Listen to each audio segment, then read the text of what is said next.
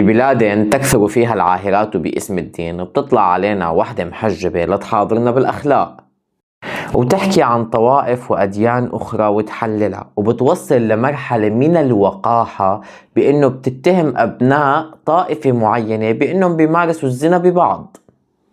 أولا العهر مو بغطاء على الرأس، هل مع أو ضد؟ العهر ما بيكون لا بغطاء على الرأس ولا بلا غطاء على الرأس، إنما بيكون باللسان الكاذب والقلب المريض والحقير. ويلي عنده دين حقيقي ما بيقذف الناس بالباطل.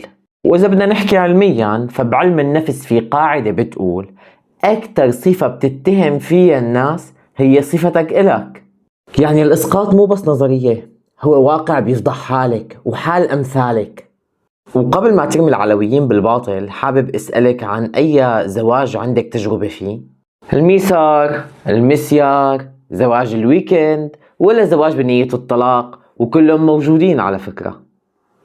بالمختصر يا حبابي، العلويين عربيون ومسلمون وسوريون كمان، ومو ناطرين أبدا شهادة من عاهرة متسترة باسم الدين.